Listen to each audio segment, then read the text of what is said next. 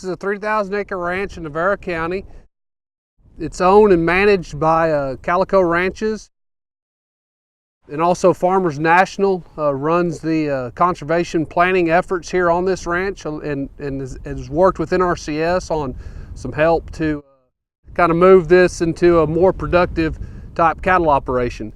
Where I'm standing here today, if you would have came here about 5 years ago, would have been looking out in this landscape here about 15 to 25% mesquite canopy out here. And about 3 years ago, this ranch was aerial sprayed to reduce that mesquite to start growing warm season grasses. This past year, they were able to start deferring it for the growing season. They were able to run a roller chopper over the top of most of the mesquite out here, and they were able to carry a cool season prescribed fire through here to clean it up. And now what we're seeing is burnt pasture, but out of it we'll be getting a good flush of warm season grasses here in the future. The purpose of this burn this year was to clean up a lot of those 10-hour fuels, those twigs and small diameter branches that were chopped up by that roller chopping practice. That fire, we're able to hit it in a condition where that 10-hour fuel was very flammable, and burn up a lot of those twigs and kind of clean up this pasture.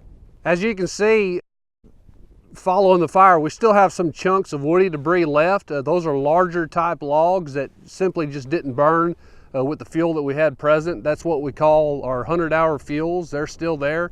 Hopefully in a few years they'll start rotting away, and maybe with another fire we'll be able to clean it up a little more. Where I'm standing right now is it's to show you what the burned area looked like prior to the burn. We're standing in about 5,000 to 6,000 pounds of old world blue stem, and it's with some native grasses such as little blue stem and Indian grass present as well. And this is what the pasture looked like after basically a year-long deferment during the growing season. Of course, three to 4 years ago, again, this was about 15 to 20% mesquite canopy. After we conducted the burn on the other side, these grasses will look this good on that burned area come next fall.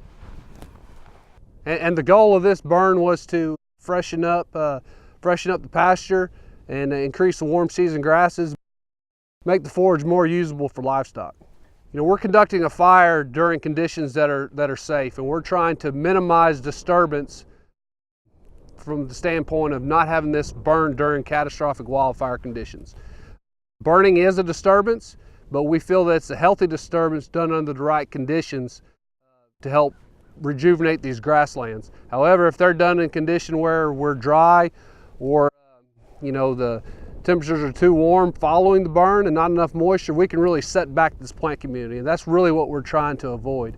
And NRCS's role with prescribed fire is to work with those landowners one-on-one to educate them on how we can do prescribed fire in a safe manner, and train them on a couple different burns to build their confidence where they can start planning fires themselves and implementing them on their own in the future. So the benefits to the landowner was, from NRCS's standpoint, we were able to work with him one-on-one, develop a good conservation plan for the burn, to talk about what are our objectives after the burn as far as grazing management.